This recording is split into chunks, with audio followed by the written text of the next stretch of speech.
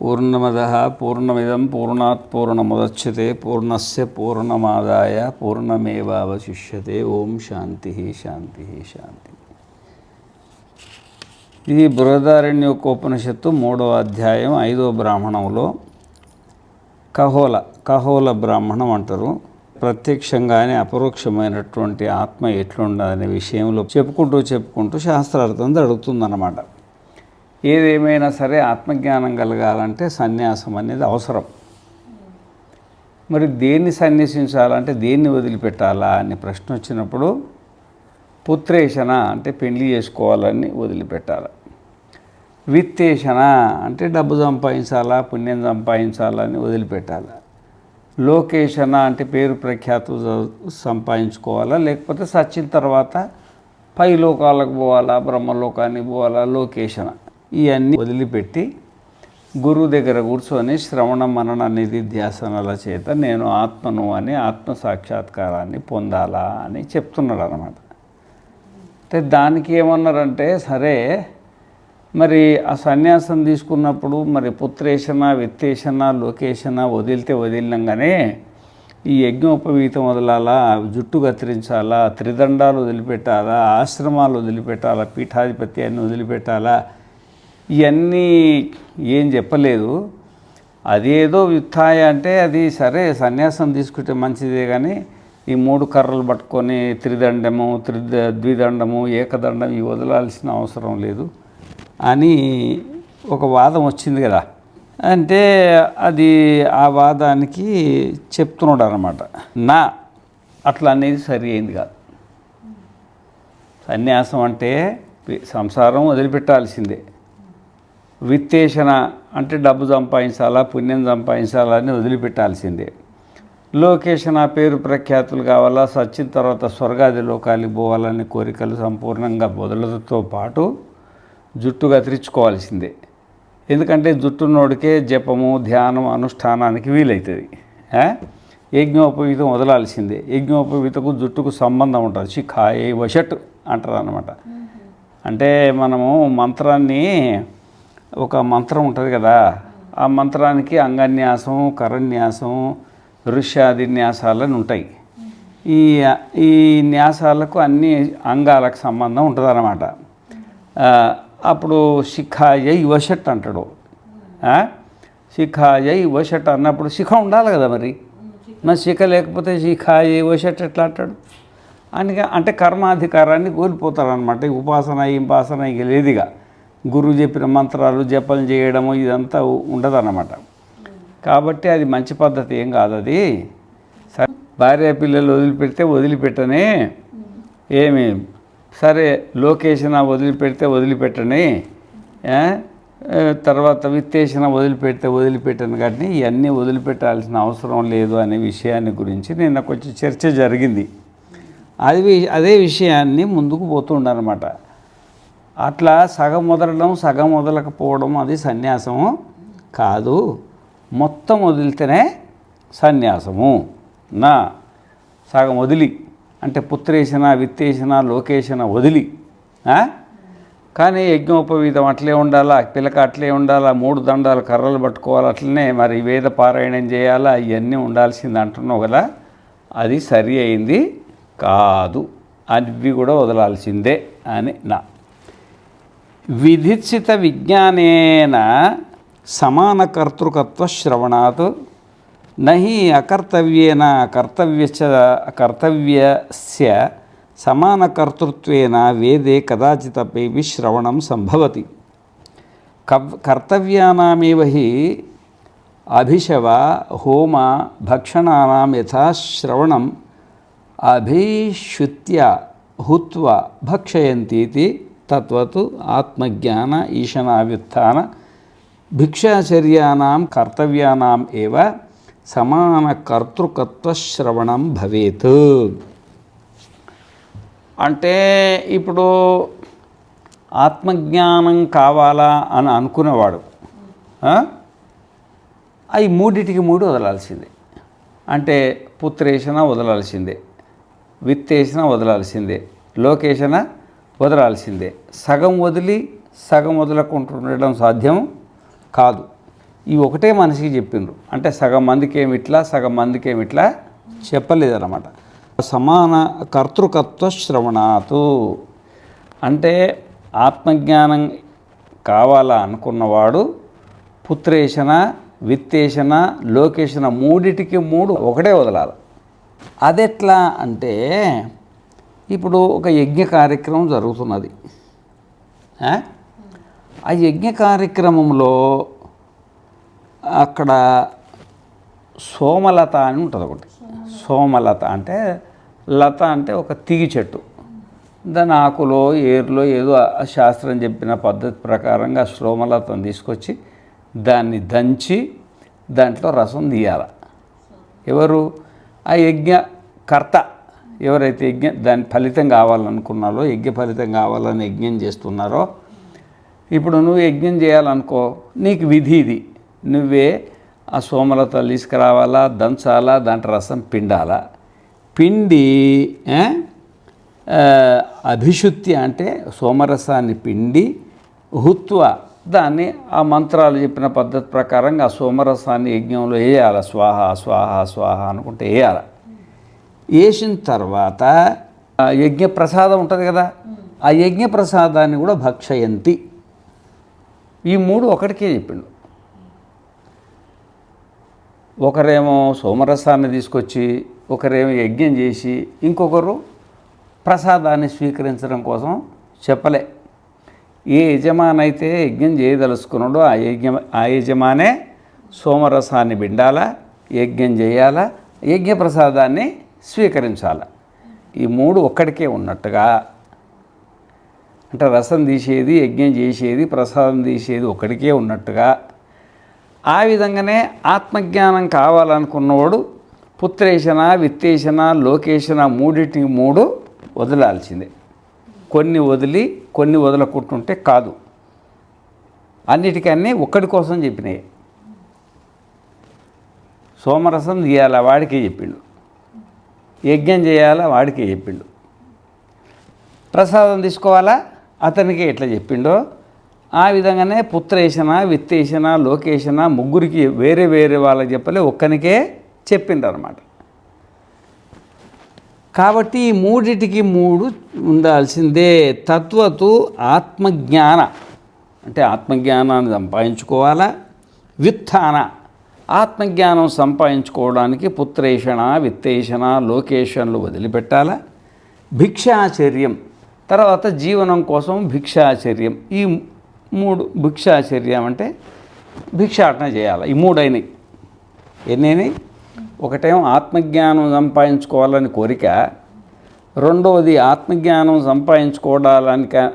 సంపాదించుకోవాలంటే పుత్రేషణ అని ఉండొద్దు, విత్తేషణ అంటే డబ్బులు సంపాదించాలా, పుణ్యం సంపాదించాలా, దాన ధర్మాలు చేయాలని ఉండొద్దు, లోకేషణ అంటే సచ్చిన తర్వాత వేరే లోకాలకు పోవడానికి యజ్ఞాలు చేయాలా, అవి ఇవి ఈ లోకంలో కూడా పేరు ప్రతిష్టలు సంపాదించాలని కోరిక ఉండొద్దు. ఇది రెండవది. మూడవది ఏంది? భిక్షాటన. మరి ఇల్లు వదిలే, వాకిల్లు వదిలే, అన్నీ వదిలే మరి బతుకు తెరువు అంటే భిక్షాటన చేయాలి. ఈ మూడు ఒక్కడికే చెప్పిండు. ఇవి మూడు ముగ్గురికి చెప్పలే, ఈ మూడు ఒక్కటే చేయాలి. ఆత్మజ్ఞానం కోరుకున్నవాడే ఈ మూడు కోరికలను వదిలిపెట్టాలి, వాడే భిక్షాటన చేయాలి అని. కర్తవ్యానాం సమాన కర్తృకత్వ శ్రవణాది ఒక్కడే. సమాన కర్తృ అంటే ఒకటే చేయాలి ఈ మూడు. అవిద్యా విషయాత్ ఈషణత్వాచ్చ అర్థప్రాప్త ఆత్మజ్ఞాన విధేరేవ యజ్ఞోపవీతాది పరిత్యాగ నతో విధాతవ్య ఇది చేత్ న సుతరాం ఆత్మజ్ఞాన విధినైవ విహితస్య సమానకర్తృత్వ శ్రవణేన దార్ఢ్యోపపత్తి తథా భిక్షాచర్యస్య చ. ఇప్పుడు కోరికలు ఉన్నాయి కదా, కోరికలు ఎన్ని? మూడే కదా. పెళ్ళి చేసుకొని పిల్లలు కలాలని ఒకటి, ఈ లోకంలో డబ్బులు సంపాదించాలా, పై లోకాన్ని పోవాలా, పుణ్యం సంపాదించాలని ఒకటి, ఈ లోకంలో పేరు ప్రఖ్యాతులు సచ్చిన తర్వాత పరలోకాలు పొందాలని కోరికలు. ఇవి మూడు కూడా జన్మకే కారణమవుతాయి. ఈ దీనివల్ల కర్మ ఉత్పత్తి అవుతుంది. ఎందుకంటే వీడికి ఆత్మజ్ఞానం ఉండదు కదా, కర్మ ఉత్పత్తి అవుతుంది, కర్మ నీకు జన్మనిస్తుంది అన్నమాట. మనకు సన్యాసం తీసుకోవాలా అని కోరిక కలిగినప్పుడు ఈ మొత్తం వదలాలి కదా. ఆ మొత్తాన్ని వదిలే విధానంలోనే పిలక అంటే జుట్టు ఉంది కదా, పిలక, యజ్ఞోపవీతము, వేద పారాయణము, ఆ విధంగానే ఇవన్నీ త్రిదండాలు ఇవన్నీ వదిలిపెట్టి దాంట్లో అంతర్భాగంగానే వస్తుంది అన్నమాట. పరిత్యాగంలో అంతర్భాగంలో ఇవి కూడా వదిలాల్సిందే. అందుకోసం ప్రత్యేకంగా విధానం చేయాల్సిన అవసరము లేదు. ప్రత్యేకంగా అంటే ఇప్పుడు ఏ విధంగా పుత్రేషణ, విత్తేషణ, లోకేషణ ఈ 3 వదిలిపెట్టాలా అన్నట్టుగానే పిలక వదిలిపెట్టాలా, యజ్ఞోపమీద వదిలిపెట్టాలా, త్రిదండం వదిలిపెట్టాలా, ఏకదండం వదిలిపెట్టాలా, వేద పారాయణాన్ని వదిలిపెట్టాలని మళ్ళీ ప్రత్యేకంగా ఒకటొకటి చెప్పాల్సిన అవసరము లేదు. సన్యాసం అంటేనే అన్నీ వదిలిపెట్టారు, దాంట్లోనే ఇవి కూడా వస్తాయి. అన్నీ వదిలిపెట్టామన్నప్పుడు మళ్ళీ కొన్ని ఎందుకు మిగులుతాయిడా? సర్వసంగ పరిత్యాగం అన్నాడు కదా, అన్నిటిని వదిలిపెట్టాలన్నప్పుడు అన్నిట్లో జుట్టు వచ్చే, యజ్ఞోపవీతం వచ్చే, త్రిదండి వచ్చేసి అన్నీ వచ్చాయి. సుతరాం ఆత్మజ్ఞాన విధినైవ విహితస్య సమానకర్తృత్వ శ్రవణేన దార్ఢ్యోపపత్తి తథా భిక్షాచర్యంచ. భిక్షాచర్యం కూడా దీంట్లోనే వస్తుంది. సర్వసంగ పరిత్యాగం అన్నప్పుడు మనకు పుత్రేషణ, విత్తేషణ, లోకేషణతో పాటు ఈ పిలక, యజ్ఞోపవీతము, వేదపారాయణము, ఈ దండాలు పట్టుకొని తిరిగేది ఇవన్నీ వదిలిపెట్టడం ఎట్లా ప్రాప్తించినాయో భిక్ష కూడా మనకు అట్లే ప్రాప్తించింది. ఇంకా అన్నీ వదిలిపెట్టిన వాడికి భిక్షాచరణం ఏం చేయాలిగా? ఇల్లు లేకపాయ ఇల్లు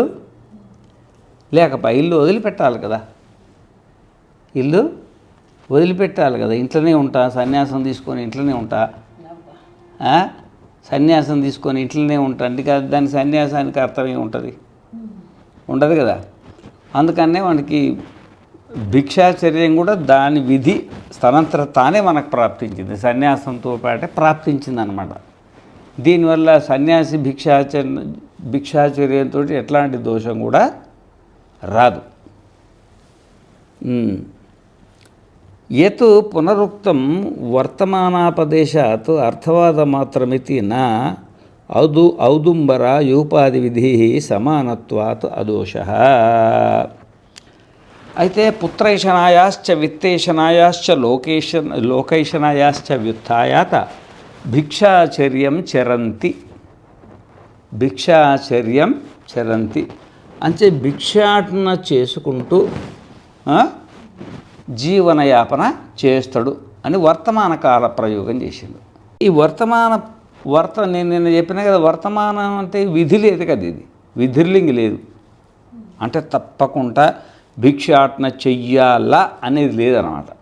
చేసుకుంటూ కొంతమంది ఉంటారు, ఇష్టం ఉన్నోళ్ళు ఉంటారు, కానీ తప్పకుండా ఉండాలని విధి ప్రయోగం చేయలేదు కదా అని అంటే, సరే అన్ని చోట్ల విధి ప్రయోగం చేయాల్సిన అవసరము లేదు అని చెప్తుండు.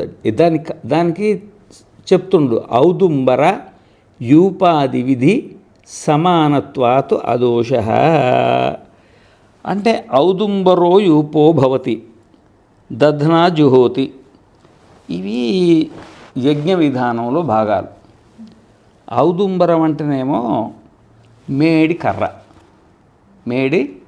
కర్ర అది యూపం అవుతుంది.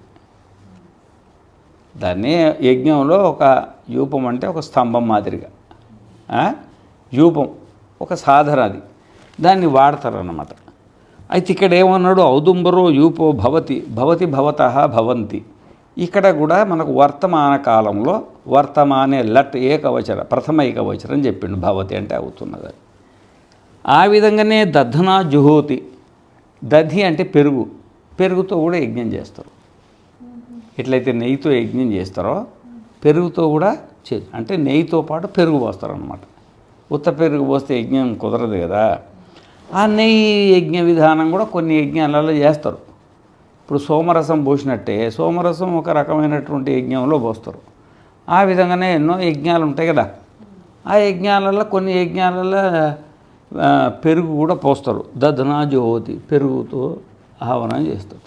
ఈడ జుహోతి, జుహుత, జుహ్వంతి, జుహోతి. జుహోతి అనేది కూడా వర్తమాన ప్రథమ ఏకవచనం ఉంది. అయినా ఇది విధిగా అక్కడ అంగీకరిస్తారన్నమాట యజ్ఞంలో. విధిర్లింగగా అంటే ఇది తప్పకుండా చేయాల్సిందే అని ఉంటుంది. అట్లా ప్రతి చోట కూడా ప్రథమ ఏకవచనం చెప్పినంత మాత్రాన విధి కాదు అనడానికి లేదు. భిక్షాచర్యం చరంత్ అంటే భిక్షాచర్యం చరేత్ అని ఈ విధంగా అనుకోవాలి.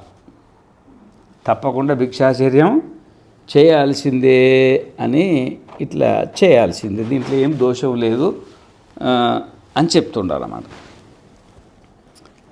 వ్యుత్థాయ భిక్షాచర్యం చరంతి ఇత్యనేన పారివ్రాజ్యం విధీయతే. పారివ్రాజ్యాశ్రమే చ యజ్ఞోపవీతాది సాధనాన్ని విహితాని లింగం చ శృతిభిః స్మృతిభిశ్చ. అతః తత్వర్జయిత్వా అన్యస్మాత్ వ్యుత్థానం ఏషణాత్వే అపీతి చేత్. అయ్యా నేను ఒక మాట అంటా, ఇప్పుడు సన్యాసం అని ఊరికే ఆ పిలకను వదిలిపెట్టు, యజ్ఞోపవీత వదిలిపెట్టు, వేదపారాయణం వదిలిపెట్టు, తల్లిని వదిలిపెట్టు, తండ్రిని వదిలిపెట్టు, అన్నీ వదిలిపెట్టి నాకు సరిగా మీరు అనేది నాకు సరిగా నచ్చుతలేదు. సరే పుత్రేషణ లేకపోతే నీ ఇష్టం, పెళ్ళి చేసుకోకు, లేకపోతే సరే సంసారం పూర్తయింది, వానప్రసవం సన్యాసం తీసుకొని ఇష్టం అది. ఇక విత్తేషణ డబ్బు సంపాదించాలా, పుణ్యం సంపాదించాలని వదిలిపెట్టు, బాగానే ఉంది. లోకేషణ అంటే బ్రహ్మలోకానికి స్వర్గలోకానికి పోవాలని, ఈ లోకంలో పేరు ప్రఖ్యాతులు సంపాదించాలని వదిలిపెట్టు, ఇదంతా బాగానే ఉంది. కానీ ఈ పరివ్రాజకం ఇది అన్నీ వదిలిపెట్టడం సన్యాసం తీసుకో బాగానే ఉంది, కానీ యజ్ఞోపవీతాదులను ఎందుకు వదిలిపెట్టాలి? ఇంత విహిత కర్మాలు ఇవన్నీ విహిత కర్మాలు. అధికారీతో విధివత్ అధీత వేదాంగత్వేన ఆపాతతో అధిగత అఖిల వేదార్థ. అన్ని వేదాంగాలను చదవాలంట. అస్మిన్ జన్మాంతరేవా కామ్య నిషిద్ధ వర్జన పురస్సరం నిత్య నైమిత్తిక ప్రాయశ్చిత్త ఉపాసనానేన. నిత్యకర్మలు, నైమిత్తిక కర్మలు, ప్రాయశ్చిత్త కర్మలు, గురువుగారు చెప్పినటువంటి మంత్రాన్ని జపం చేసి ఉపాసన కర్మాలు. నిర్గత నిఖిల కల్మషతయ, అప్పుడు కానీ మనస్సు పవిత్రమవుతుంది. నితాంత నిర్మల స్వాంత, అప్పుడు కానీ మనస్సు శాంతికి రాదు. సాధన చతుష్టయ సంపన్న ప్రమాత, సాధన చతుష్టయాలు కూడా ఉండాలా. మరి ఇది ఈ విధంగా బ్రహ్మజ్ఞానికి లక్షణాలు చెప్పిండు కదా, మరి దానికి యజ్ఞోపవీత సాధనాలు లేనిది నిత్యకర్మ, నైమిత్తిక కర్మ, ప్రాయశ్చిత్త కర్మ, ఉపాసన కర్మాదులు చేసేది ఎట్లా? గురువులకు సేవ చేయాలన్నా యజ్ఞోపవీతం ఉండాలా, తల్లిదండ్రులకు సేవ చేయాలన్నా యజ్ఞోపవీతము ఉండాలా. ఇవన్నీ విహిత కర్మలు ఎందుకు ఎదుర్కొంటాయో? సరే పెళ్లి చేసుకోకపోతే వదిలిపెట్టని, లేకపోతే సంసారం వదిలిపెట్టని, ఇవన్నీ బాగానే ఉన్నాయి. కానీ ఈ పిలక, ఈ 3 కర్రలు 4 కర్రలు ఇవన్నీ ఉన్నాయి కదా, ఈ వేద పారాయణ ఇవన్నీ వదిలిపెట్టావంటే అది అవసరం లేదు. ఇది ఏమి, ఎందుకంటే దానికి సంబంధించిన ఈ శృతులు స్మృతులు బుర్రెడు ఉన్నాయి వేదాలలో. ఇంతకుముందు మనం అనుకున్నాం కదా, ఆ వేదం పారాయణం చేయాల్సిందే, ఇవన్నీ యజ్ఞోపవీతం ఉండాల్సిందే అని చెప్పుకున్నట్టుగా శృతు స్మృతులలో మరి ఈ విధంగా చెప్పబడ్డది. కాబట్టి సన్యాసం తీసుకొని సన్యాసం తీసుకొని ఒక ఆశ్రమంలో ఉండి ఒక పీఠాధిపతిగా అయ్యి 3 కర్రలు పట్టుకొని, 1 కర్ర పట్టుకొని, 2 కర్రలు పట్టుకొని, మరి ఆ విధంగా ఇంత జుట్టు పెట్టుకొని, ఇంత పొడుగు నీళ్ళు నామాలు అట్లా అడ్డనామాలు మంచిగా పెట్టుకొని, కాళ్ళకు చేతులకు నడుముకు అంతా కట్టు బొట్టు అన్నీ పెట్టుకొని, ఇక ఇవన్నీ ఆశ్రమాచారం అంటారు. దీన్ని ఏమంటారు? ఆశ్రమం. ఏ ఆశ్రమం? సన్యాసాశ్రమం. సన్యాసాశ్రమం ఆచరించాలా? దీంట్లో తప్పే ఉంది అని అతస్తత్ వర్జయిత్వ అంటే నీ సన్యాసంలో ఈ నిబంధనలు పెట్టబోక. ఏ నిబంధన పెట్టొద్దు? యజ్ఞోపవీతం పారేయాలా, జుట్టు కత్తిరించుకోవాలా, 3 కర్రలు తీసేయాలా, ఇక ఈ బొట్లు, నిలువు నామాలు, అడ్డనామాలు ఇవన్నీ తీసేయాలా. ఈ వదిలిపెట్టు, ఇంతవరకు వదిలిపెట్టు. సన్యాసం తీసుకుంటే తీసుకొని, కానీ యజ్ఞోపవీతం ఉంటే ఉండని, అనుష్ఠానం చేస్తే చెయ్యని, ఉపాసన చేస్తే చెయ్యని, పిలక ఉంటే ఉండని, వేద పారాయణం చేస్తే చెయ్యని. ఇదంతా మంచిదే కదా, లోక కళ్యాణం కోసం మంచిదే కదా. ఈ విషయం వదిలిపెట్టేసి సన్యాసం తీసుకోమని అంటే ఏం తప్పు అవుతుందని అంటున్నాను. అర్థమైందా చెప్పింది?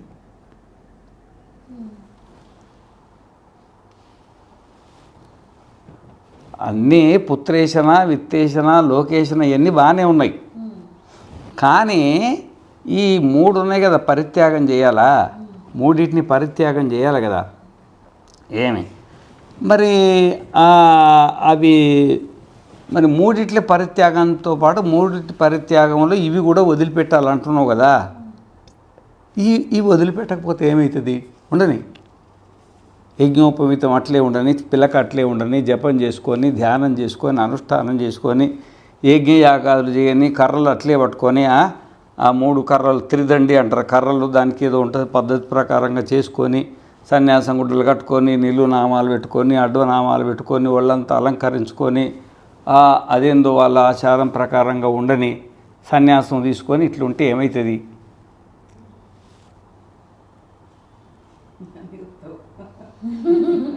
సన్యాసం తీసుకొని ఇట్లుంటే, సన్యాసం తీసుకుంటే ఇట్లుంటే ఏమవుతుంది అంటే, నువ్వు మాట్లాడేది తప్పు, అట్లుండడానికి వీలు లేదు చెప్తుండన్నమాట.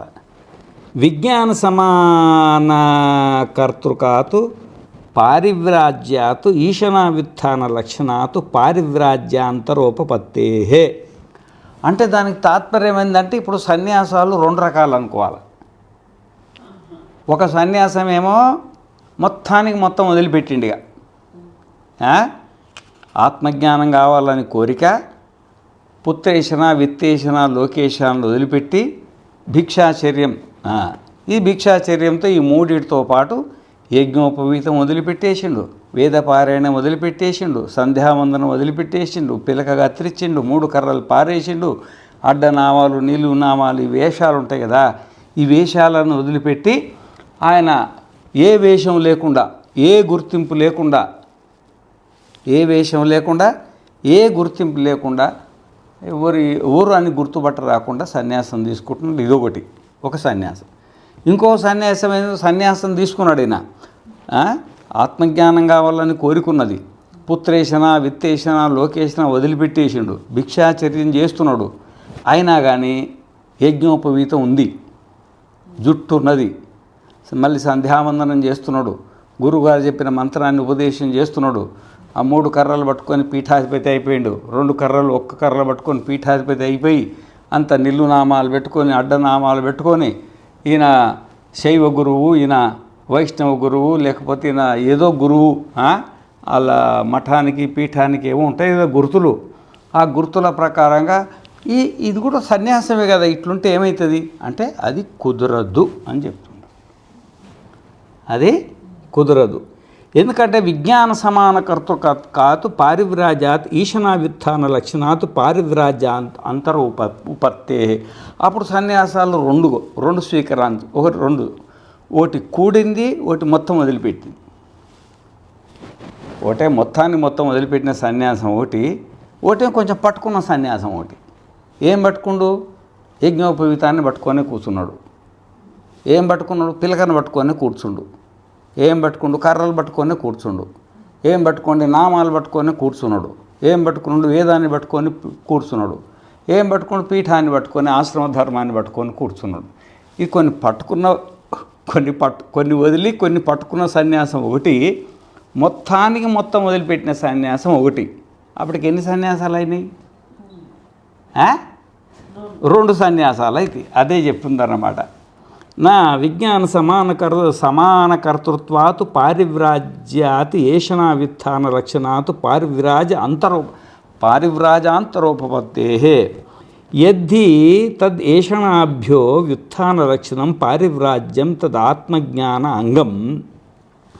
ఆత్మజ్ఞాన విరోధి ఏషనా పరిత్యాగ రూపత్వాత్. అసలు ఆత్మజ్ఞానం ఇప్పుడు కోరికలు ఆత్మజ్ఞానానికి విరోధమైనవి. కోరికలు ఆత్మజ్ఞానానికి విరోధమైనవి. ఏ కోరిక ఉన్నా సరే, అంటే పుత్రేషన్ ఉన్నా, విత్తేషన్ ఉన్నా, లోకేషన్ ఉన్నా, ఈ మూడిట్లో ఏ కోరిక ఉన్నా ఇది ఆత్మజ్ఞానాన్ని దూరం చేసేటు. ఆ విధంగానే ఇక్కడనేమో ఒకటేమో సర్వసంగ పరిత్యాగం, ఇంకొకటేమో మళ్ళీ ఇవి ఉండాలంట. ఏంటివి? యజ్ఞోపవీతం ఉండని, జుట్టు ఉండని, ఈ తిలకధారణ ఉండని, వేదపారాయణ ఉండని ఇవి అంటున్నావు కదా. ఇప్పుడు పిలకం ఉందనుకో, అది కర్మ కోసం చేస్తారు. ఆ కర్మకి ఏముంటుందో సంకల్పం ఉంటుంది. ఆ సంకల్పంలో కోరిక ఉంటుంది. కోరిక లేని సంకల్పం ఉంటుందా? ఉంటుంది అన్నమాట. నువ్వు కర్మ చేసినావంటే కర్మ వెంబడి పుణ్యం వస్తుంది. కర్మ చేసినావంటే కర్మకు పుణ్యం ఉంటుంది. వేద పారాయణం చేస్తే దానికి పుణ్యం వస్తుంది. ఆ విధంగానే నువ్వు ఏదన్నా ధర్మాలు, ఆశ్రమ ధర్మాలు, ఆశ్రమ ధర్మాలు, దానివల్ల ఏదో పుణ్యం ఉంటుంది. ఇవన్నీ నువ్వు ఈ కొన్ని పిలక, ఈ యజ్ఞోపవీతము, ఈ వేద పారాయణము ఇవన్నీ చేసేటివి ఇవి జన్మనిచ్చేటివి. ఇవి ఉత్తమమైన జన్మనిచ్చేటివి, ఈ ప్రపంచాన్ని ఇచ్చేటివి. ఇవి ఆత్మజ్ఞానానికి విరోధి. ఆత్మజ్ఞానం సంపాదించుకునే దేనికి? మళ్ళీ పునర్జన్మ రాకుండా ఉండడానికి.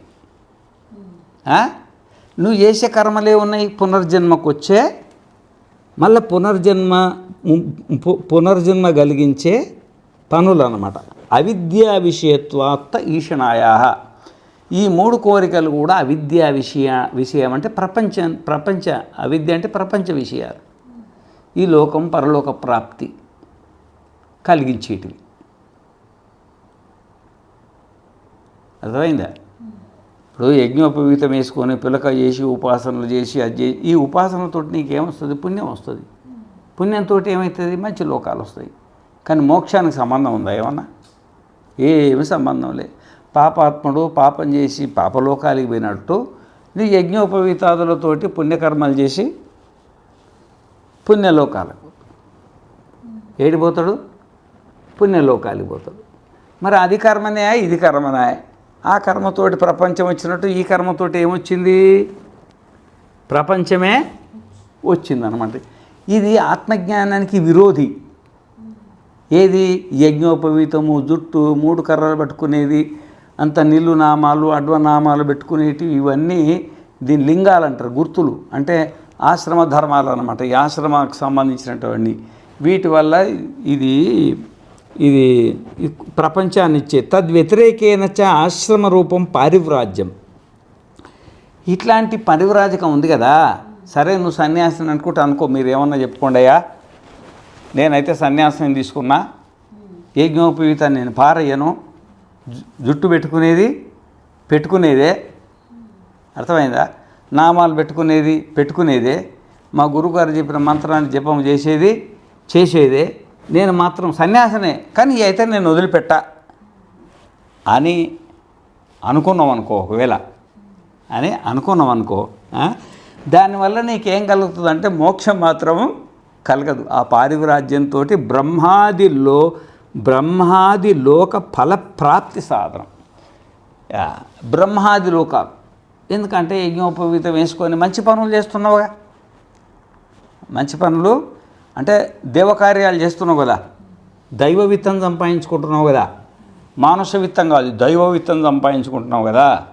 ఆ దైవ విత్తంతో నువ్వు చేసే వేదపారాయణ, నువ్వు చేసేటువంటి మరి తల్లిదండ్రులకు చేసే సేవ, గురువులకు చేసే సేవ, అతిథులకు చేసే సేవ, ఆ విధంగానే ఉపాసన, ఇవన్నీ ఏదైతే మీ గురువు ద్వారా సంప్రాప్తించినాయో లేకపోతే వేదం ద్వారా సంపాదించిన కర్మలు ఉన్నాయో, ఈ కర్మల ద్వారా నువ్వు సన్యాసి వేషం వేసుకొని ఈ కర్మలన్నీ చేస్తే, నువ్వు వేసుకో, కర్మలు చేస్తే చెయ్యి, నీకు మాత్రం మోక్షం ఎట్టి పరిస్థితుల్లో కలగదు అని చెప్పేసి.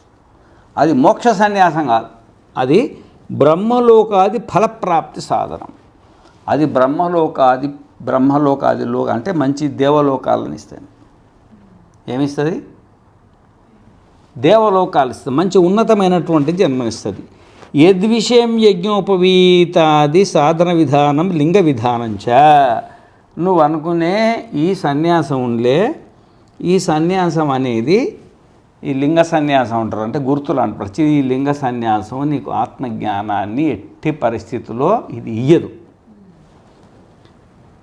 ఎందుకంటే ఇది అవిద్యా విషయం.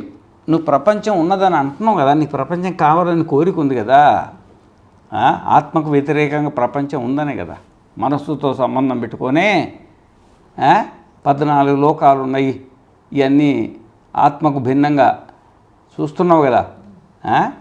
ఆ ఆత్మకు భిన్నంగా చూసినప్పుడు యదేవేహ తదముత్ర యదముత్ర తదన్విహ మృత్యో సమృత్యుమాప్నోతి ఇహ నానేవ పశ్యతి.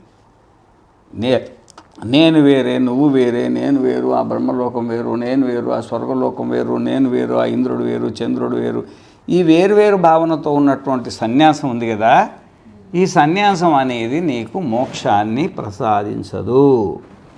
ఇది పుణ్యలోకాలను మాత్రమే ప్రసాదిస్తుంది అని చెప్తున్నాడు అన్నమాట.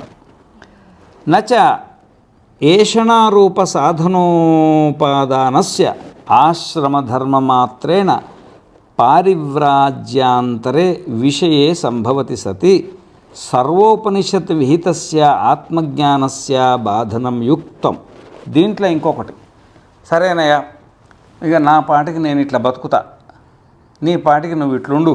ఇద్దరు సన్యాసులు అయింది కదా. ఓ సన్యాసం సర్వసంగ పరిత్యాగం చేసిండు, ఒక సన్యాసి ఏం చేసిండు, సగం వదిలిపెట్టిండు, సగము పట్టుకున్నాడు, సర్వసంగం చేయలే. అంటే అట్లా చేయడం వల్ల ఇది ఉపనిషత్తులు చెప్పినటువంటి జ్ఞానానికి వ్యతిరేకం. ఉపనిషత్తులు ఆత్మజ్ఞానానికి విధించిన ఉంది కదా ఏమేం చేయాలని, అది బాగలేదు. యజ్ఞోపవీతాది అవిద్యా విశేషణారూప సాధనోపాదిత్సాయాంచ అవశ్యం అసాధన ఫలరూపస్య అశనాయాది సంసార ధర్మ వర్జితస్య అహం బ్రహ్మాస్మి ఇది విజ్ఞానం బాధ్యతే. నేను ఆత్మను అనే ఆత్మజ్ఞానం అది బాధింపబడుతుంది అన్నమాట. సర్వం ఖల్విదం బ్రహ్మ నేహనానాస్తి కించన.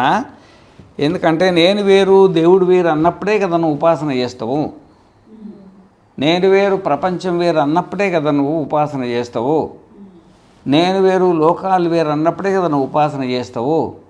ఈ వేరు జ్ఞానం ఉన్నవాడు ఆత్మజ్ఞాని ఎట్లవుతాడు? ఇది ఆత్మజ్ఞానానికి భిన్నమైన అజ్ఞానుల వ్యవహారం అన్నమాట. నీకు సరి అయిన జ్ఞానం కలగక అజ్ఞానం ఉండి అజ్ఞానవశాత్తు నీకు ఇట్లా అనిపిస్తుంది. ఇంకొకటి, అసాధన ఫలరూపస్య అశనాయాది సంసార వర్జితస్య అసాధన ఫలరూపస్య. అంటే ఈ ఆత్మజ్ఞానానికి ఏ సాధన అవసరం లే. ఆత్మజ్ఞానానికి ఏ సాధన అంటే పుత్రులు కావాలని లేదు, డబ్బు కావాలని లేదు, పుణ్యం కావాలని లేదు.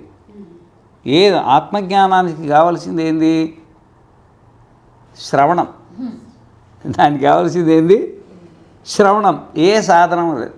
అసాధన ఫలరూపస్య, ఏ సాధన లేకున్నా కానీ గురువు దగ్గర కూర్చొని ఉపనిషత్తులు చాలా జాగ్రత్తగా విని నేను ఆత్మ, ఇది కూడా ఈ ప్రపంచమంతా కూడా ఆత్మనే, ఆత్మకు భిన్నంగా ఏమి లేదు అని ఒక అవగాహన ఉంది కదా. ఈ అవగాహన కోసము పుత్రేషణ అవసరం లేదు, విత్తేషణ అవసరం లేదు, లోకేషణ అవసరం లేదు, వేదము అవసరం లేదు, యజ్ఞోపవీతం అవసరం లేదు, పిలక అవసరం లేదు, 3 దండాలు పట్టుకునేది అవసరం లేదు, అడ్డ నామాలు నెల్లు నామాలు పెట్టి పీఠాధిపతులు కావాల్సిన అవసరం కూడా లేదు. ఈ అసాధన ఫలరూపస్య అశనాయాది సంసార ధర్మ వర్జితస్య.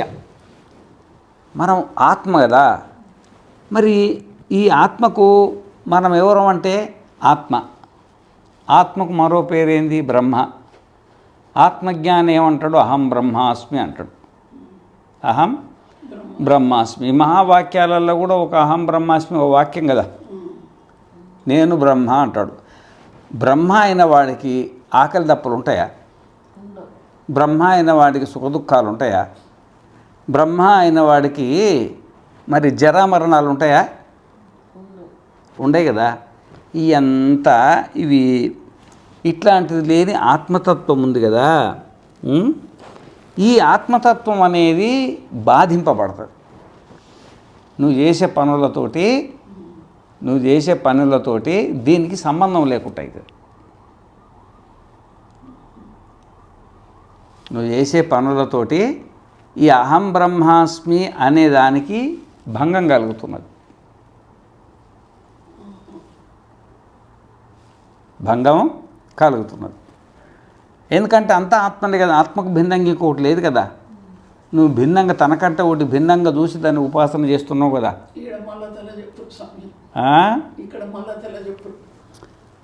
అంటే ఇప్పుడు సర్వసంగ పరిత్యాగం చేసి శ్రవణం చేసిన వాడు అంత పరమాత్మనే, నేను పరమాత్మనే, అంతా పరమాత్మనే, నేను పరమాత్మనే. నేను అంటే ఆత్మ, అంతా అంటే ఏంటంటే ఆ ఆత్మ పైన ఆరోపింపబడిన స్థూల అంటే జాగ్రత్త, స్వప్న, సుషుప్తి ప్రపంచం మనని ఆధారం చేసుకొని పాము పైన తాడు పైన పాము ఎట్లుందో, తాడు పైన పాము, తాడే పాముగా కనబడుతుంది కదా, అట్లనే మనల్ని ఆధారంగా చేసుకొని తాడును ఆధారం చేసుకొని పాము కనబడ్డట్టుగా మనల్ని ఆధారం చేసుకొని మన జాగ్రత్త ప్రపంచం, మన జాగ్రత్త ప్రపంచం ఎంత 14 లోకాలు. మన జాగ్రత్త ప్రపంచం ఎంత 14 లోకాలు. ఎన్ని జన్మలు ఎత్తి ఎన్ని లోకాలు తిరిగి వచ్చినామో అవన్నీ మన లోకాలే కదా. ఇప్పుడు మళ్ళీ పుణ్యం చేసుకొని ఈ లోకమే ఉంటానని నమ్మకం ఉందా? ఏ లోకానికి పోతావు కదా. 14 నీ జాగ్రత్త అవస్థ నీ ఆధారం మీదనే ఉంది. అది నీ స్వప్నం నీ ఆధారం మీదనే ఉంది, నీ సుషుప్తి నీ ఆధారం మీదనే ఉంది. నీకు ఆత్మజ్ఞానం కలిగిన మరుక్షణము ఈ జాగ్రత్త లేదు, ఈ స్వప్నం లేదు, సుషుప్తి లేదు. అంటే 14 లోకాలు ఏకదం మాయమైపోయినాయి. ఒకటే ఆత్మ, మనమే ఇట్లా ఈ జగత్తు మాదిరిగా ఇట్లా కనబడుతున్నామని మనం ఇంతకుముందు చెప్పినాం కదా. తాను వేరు ప్రపంచం వేరు అనే భావన నీకు అజ్ఞానంలో ఉంటుంది, అజ్ఞానావస్థలో ఉంటుంది అన్నమాట. కానీ జ్ఞానం కలిగిన తర్వాత సర్వం ఖల్విదం బ్రహ్మ నేహానాస్తి కించన, అంత పరమాత్మనే, ఆ పరమాత్మనే నేను అనే ఆత్మజ్ఞానం కలిగిన తర్వాత ఈ భేదం అనేది ఉండదు. ఇక వాడికి శిఖతోటి అవసరం ఉండదు, శిఖతోటి అవసరం ఉండదు, యజ్ఞోపవీతంతో అవసరం ఉండదు, ఉపాసనతోటి అవసరం ఉండదు, వేదపారాయణంతో అవసరం ఉండదు, త్రిదండాలతోటి అవసరం ఉండదు, నామాలతోటి కూడా అవసరం ఉండదు, మాఠాధిపత్యాలతో కూడా అవసరము ఉండదు. ఏ ఆశ్రమ ధర్మాలతో సంబంధం లేనిది. అట్లాంటి ఆత్మజ్ఞానం ఉంది కదా. నువ్వు పిలకను పట్టుకొని, జంజాన్ని పట్టుకొని, కర్రలు పట్టుకొని, బొట్లు పెట్టుకొని ఇవన్నీ వేస్తే ఈ శాస్త్ర విరుద్ధమైన పనిది, శాస్త్ర విరుద్ధమైన పని. నువ్వు మరి వేదం చెప్పేది ఒకటి, నువ్వు చేసేది ఒకటి అయిపోతుంది. ఏమి అశాస్త్రవిహితం. శాస్త్రం చెప్పేది అంటే వేదం చెప్పేది కాకుండా నీ ఇష్టం ఉన్నట్టు అశాస్త్ర విహితం ఘోరం తప్యంతే ఏ తపో జనా దంభ అహంకార సంయుక్త, ఈ విధంగా చెప్పినట్టుగా మరి నీకు నచ్చినట్టు నువ్వు పోతున్నావు, నీకు నచ్చినట్టు నువ్వు పోతున్నావు. అది శాస్త్ర సమ్మతమైంది అంటే వేద సమ్మతమైంది కాదు. ఇది విజ్ఞానం బాధ్యతే అంటే ఇది నువ్వు వేదాన్ని ఖండించిన వాడివి అవుతున్నావు, శాస్త్రాన్ని ఖండించిన వాడు అవుతున్నావు, గురువులను కూడా ఖండించి నీ ఇష్టం వచ్చినట్టు నీ మనసుకు నచ్చినట్టు యథేచ్ఛాచారం అవుతుంది తప్ప శాస్త్రాచారం మాత్రం కాదు అని తేల్చేసినది. నచ తద్బాధనం యుక్తం. ఈ విధంగా నువ్వు వేదాలను శాస్త్రాలను ఖండించడం నీకు భావ్యం కాదు చెప్తున్నాడు. నేను సన్యాసం తీసుకుంటా కానీ సన్యాసం తీసుకున్నా నేను కర్రలు వదిలిపెట్టేదే లేదు, బొట్లు వదిలిపెట్టేదే లేదు, యజ్ఞోపవీతం వదిలిపెట్టేదే లేదు, ఏమి జుట్టు వదిలిపెట్టేది లేదు, నేను చేసే పనులు చేసేది వదిలిపెట్టేది లేదంటే అది ఆ విధంగా చేయడం, నువ్వు విధంగా వేదాన్ని ఉపనిషత్తులను ఖండించడం అది బాగాలేదు అని చెప్తున్నాడు. అది పద్ధతి కాదు, బాగాలేదు. సర్వోపనిషదాం తదర్థపరత్వాత్. మొత్తం ఉపనిషత్తులు ఈశకేన కట ప్రశ్న ముండ మాండుక్య తైత్రి ఐత్రేయంచ ఛాందోగ్యం బృహదారణ్యకం తథా ఈ మొత్తం దశ ఉపనిషత్తులు కూడా సన్యాసికి సర్వసంగ పరిత్యాగం చేసి భిక్షాచర్యం చేయమని చెప్పింది. ఆత్మజ్ఞానం కావాలని కోరిక కలిగినప్పుడు సర్వసంగ పరిత్యాగం అంటే ఏంది? పుత్రేషణ, విత్తేషణ, లోకేషణతో పాటు యజ్ఞోపవీతాన్ని వదిలిపెట్టాలా, శిఖధారణను వదిలిపెట్టాలా, ఆ విధంగానే గాయత్రి మంత్రజపం వదిలిపెట్టాలా, వేద పారాయణాన్ని వదిలిపెట్టాలా, చేతిలో కర్రలు పట్టుకొని తిరిగేది దండాలు అంటారు కదా, కర్రలు దండం అనేది సంస్కృతంలో అంటారు, కర్ర తెల్లు అంటారు, కర్రలు పట్టుకునేది. ఈ విధంగా మాఠాధిపత్యాలు, నీళ్ళు నామాలు, అడ్డనామాలు పెట్టుకునేటివి, ఇవన్నీ కూడా ఇవన్నీ వదిలిపెట్టాల. ఇవన్నీ వదిలిపెట్టమనే సర్వ ఉపనిషదాం, ఈ దశ ఉపనిషత్తులు కూడా ఆత్మజ్ఞానికి ఇవి ఉండకూడదు అని దశోపనిషత్తులు కూడా చెబుతున్నాయి. కాబట్టి ఆ విధంగా చేయడం భావ్యం కాదు, అది శాస్త్ర పద్ధతి కాదు, అది వేద పద్ధతి కాదు, ఆ విధంగా ఉండకూడదు అనేది నిర్ణయం. అంటే అన్నీ వదిలిపెట్టినప్పుడు ఇవి కూడా వదిలిపెట్టాల్సిందే అని మనకు దీనివల్ల అర్థమవుతుందన్నమాట. పూర్ణమద పూర్ణమిదం పూర్ణాత్ పూర్ణముదచ్యతే పూర్ణస్య పూర్ణమాదాయ పూర్ణమేవావశిష్యతే. ఓం శాంతి శాంతి శాంతి.